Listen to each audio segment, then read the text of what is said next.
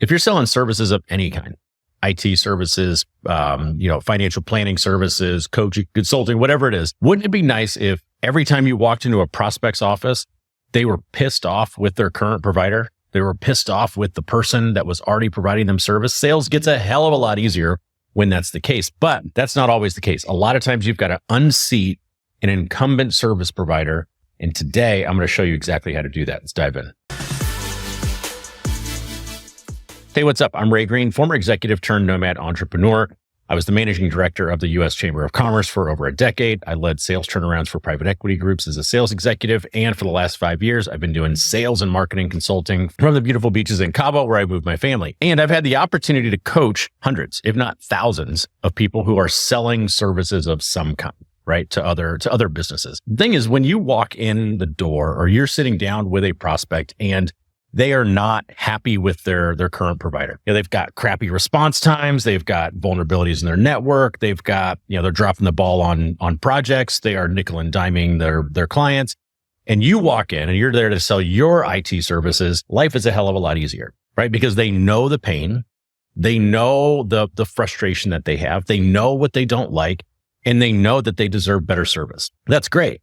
But that is not always the case. That's a problem as a salesperson because you need two things to really close deals when you are selling services, right? Especially like professional services, things like that. You need pain, right? They have to have some type of problem that is creating some type of pain for them, and you need urgency. If you don't have those two things, it's going to be very tough to close, and your sales velocity is going to suck. It's going to take you forever to close deals because there's no urgency to actually get something to the finish line. So how do you unseat an incumbent service provider when their client doesn't seem to be in that much pain? And how do you create clear differentiation between you and your competitors? That's where a sales technique called the wedge comes in. And by the end of this video, you're going to know what the wedge is, why it works, how to use it, and how to wedge-proof your business from other salespeople who are going to try to use it against your business. All right. Now, the wedge is not my own creation. I didn't make it up. It's actually created by Randy Schwantz, who has a book called The Wedge. And last I checked, I think it sells for like 80 or $100, something like that on Amazon. And it's worth it. The wedge is designed to do two things. One is it's designed to break the relationship with an incumbent service provider. And then it's also intended to create clear differentiation between you and competitors in general, right? But you're not going to do that by attacking the current provider. You're not going to do it by badmouthing them. You're not going to tell them that their current provider sucks. You're not going to point out every single weakness of the current service provider that they've got. And you're not going to even do that by bragging about yourself. You're going to do that with the wedge, which are basically just really carefully crafted questions. Okay. And you go in and you do, your standard discovery. You're going to find out what problems they have. You're going to find out what pains that those problems are causing.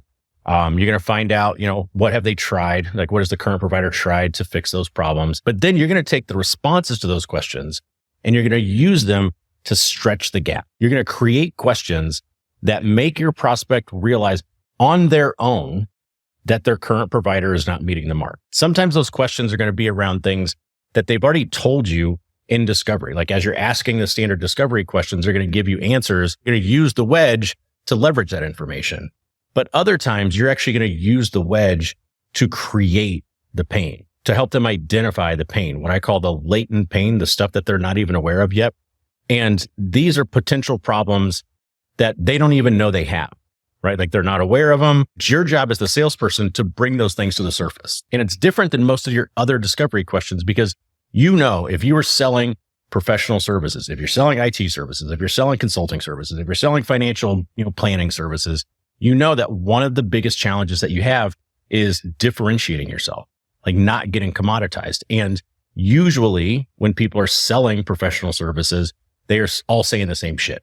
Like they're all saying, hey, we're faster at that. We're better at that. We have better tools. We have better processes. We have better, but when you actually zoom out and you look at it, I've audited hundreds of presentations in the same industry and you go around, you could overlay them and 80% of it is the exact same thing. And so imagine the prospect, they don't feel any difference. It doesn't actually feel like you're any different if you're all basically saying the same thing when you're trying to explain why you're different. And what that means is the prospect is going to have enough reason. They're not going to see enough difference. They're not going to have enough urgency to actually change because it all kind of feels the same.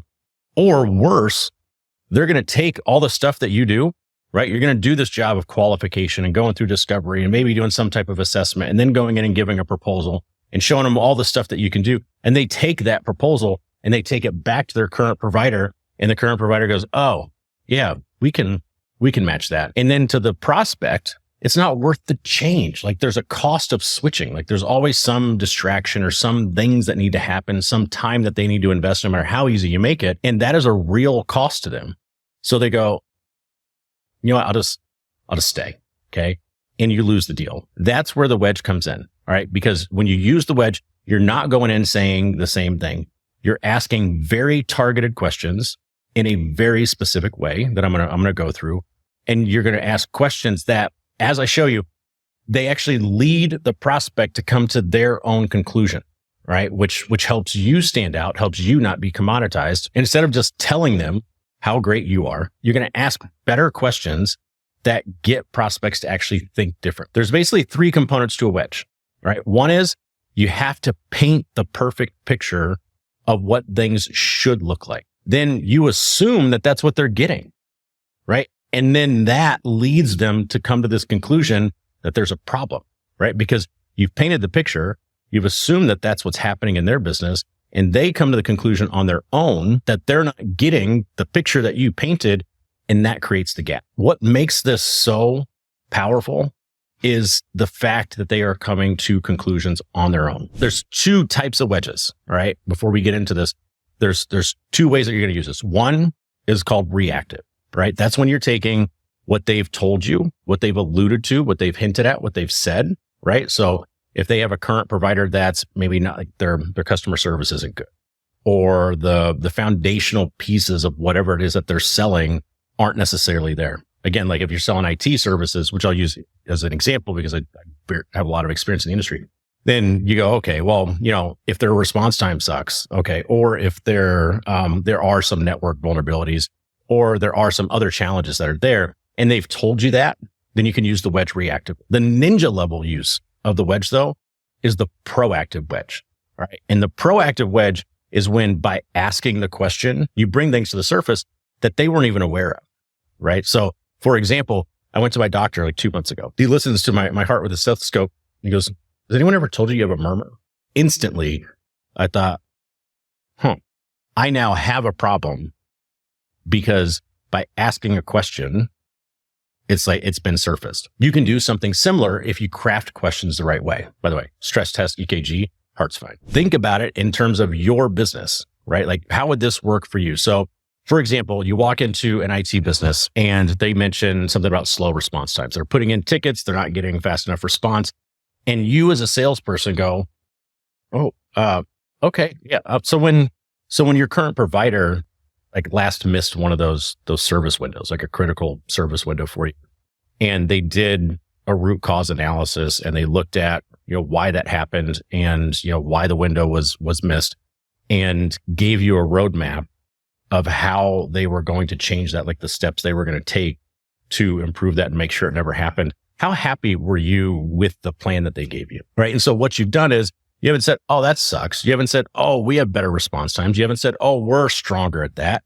What you said was, oh, well, when they missed a critical service window and did the root cause analysis, you're assuming that they did that and identified like the core issue and demonstrated that they weren't going to do this again and showed you how happy were you with the plan? I'm assuming they did all that. You've demonstrated what you can do or what you would do by assuming that's what somebody else is doing. And when that's not there, there's now a gap. Another example would be if they've told you, like they've got, take like network outages, right? Like we've got these network outages.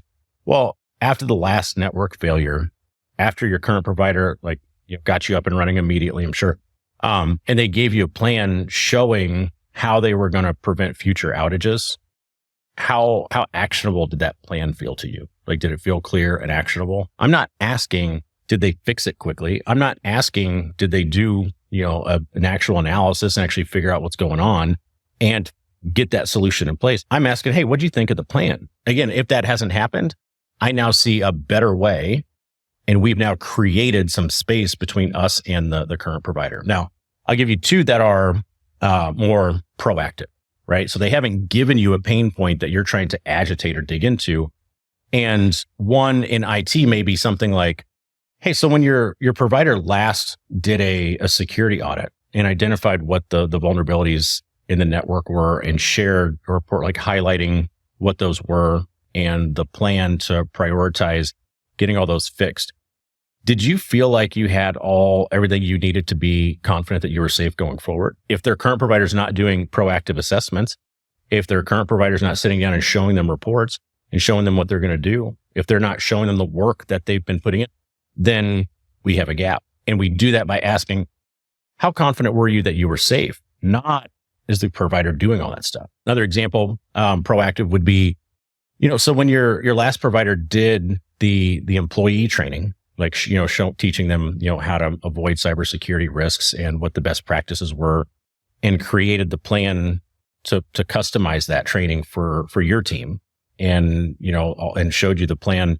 to ensure that it was actually adhered to afterwards, because, a lot of trainings it's not adhered to. So when they did that and showed you how it was customized and showed you the plan to make sure it was adhered to, how happy were you with the results after that? Well, hell, if they're not even doing training, we have a problem. If it's not being customized, we have a problem. You need two things really to be successful with the wedge. All right. And this is really important. First of all, you need to know what you do best. What are your strengths? What is your unique selling proposition? What is your unique angle? What are the strengths of your business? Is it employee onboarding? Is it culture? Is it, response times? Is it think about it. What is truly unique? And what are you truly good at? And if you don't know what those are, then how are you going to convey those to somebody else? And if you can't convey those to somebody else, you're going to get commoditized and compete on price.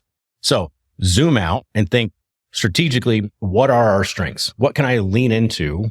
And what can I use to differentiate us, right? How can I use our strengths and create a wedge question that paints a perfect picture, that assumes that, the other providers are doing it, even though I know they're not, and helps a prospect see what we do better on their own. Okay. If you don't know what that is, then you've got to start there. And if you actually look at it and go, gosh, we don't really have anything that stands out. Boom, there you go. Like, you got to do that. Okay. That's a business strategy. Okay. So know what your strengths are. Second thing is, do some competitor research and find out what their weaknesses are. On sales teams, we'd build battle cards. Like, we'd find out who are our competitors, what are their weaknesses. Over time, if you're selling services, you're going to hear what the competitor's weaknesses are, because you're going to be asking what the problems and the pains are, and you're going to be able to start to put that together, organize that, get really serious about understanding your competitors. Like, ask for proposals if you can, or ask for contracts, ask for things like that, so that you can actually start to understand what your competitors are doing. When you know your strengths and then you know their weaknesses, you can start to create these questions that help highlight what those differences. Now, I've done this with a lot of companies, and there's a handful of mistakes that people tend to make. First, when we do this, they don't take the time to paint a perfect picture.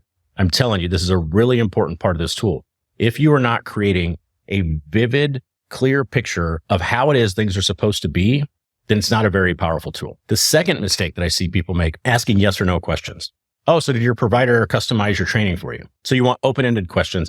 And that's sales 101, like in general, because when they answer beyond yes and no, you're getting a lot more context. You're getting a lot more data. You're getting a lot more information. So don't ask closed-end questions. Don't ask yes/no questions. Ask open-ended questions so that they can come to the realization and give you context along the way. Third mistake that I see, pouncing on the revelation too quickly. Okay. So what happens is you paint the perfect picture and then they go, that doesn't happen.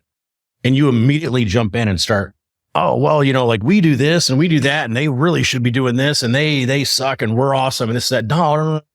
Like, the best response a lot of times is like body language, like something as simple as, like, that's powerful. Like, no words is often more powerful than words. So don't jump in, well, we do this and this and this. Don't beat your competitor up. That is the question's job. Another mistake that I see is overuse of this. You should have a few wedge questions in your back pocket. You should know what they are based on your strengths, based on general competitor weaknesses. But if you ask every question in this format, it instantly becomes recognizable what you're doing, right? Like, so if you ask one after another, after another, after another, after another, I would say one, maybe two wedge questions is all you need. If you've crafted them carefully enough, that should be more than enough. Okay. But you don't want to overuse it because then the pattern of the question starts to become a distraction. Now, how do you wedge proof your business? Well, you think about that and you go back to your strengths, you go back to your competitors' weaknesses, flip that around. What are your competitors' strengths? And you start thinking, okay, what can I build into my company to do that? Now, a few very specific ways that you can wedge proof your business. First of all, communicate with your clients regularly, right? Like maybe you, depending on your sales cycle, depending on what it is that you do, it may be a weekly communication, monthly, or maybe quarterly, but you should have regular communication with your clients, and you don't want to be waiting until the end of contracts to actually check in with them. Like, so have them as part of your regular cadence, highlight the value that you're delivering. That's going to help competitors from sneaking in with like their own wedge questions. The second thing that you can do is do proactive audits, right? Like constantly look for ways to help your clients, their systems, their operations, their processes, their money, whatever it is that you're helping them with. Do audits and assessments, and don't be an order taker. Don't be somebody that's only responsive or doing what they ask you to do. Like the more proactive you are, the less likely they are ever going to be to even think about competitors. Third thing is be transparent. If you have found holes in your service, you may share that. Right? Like be transparent about your reporting, be transparent about what you're doing, be transparent about what you're seeing. If you're transparent about what's happening with your service, then it makes it very difficult for a competitor to like paint a picture of you being inadequate. And the fourth thing is educate your clients, right? Like make sure they know why your services matter. Make sure that they know the proactive stuff that you're doing, like the measures that you're taking. Make sure that they know what you're doing to keep everything in their life or their business running smoothly. When people are educated about it, they're less likely to be swayed by competitors offering like bigger promises. So that's the wedge in a nutshell. That is how you unseat incumbents. That is how you create differentiation. That is how you break those relationships so that you can land a client and then wedge proof your business and keep others from coming in. Hope it was helpful. Adios.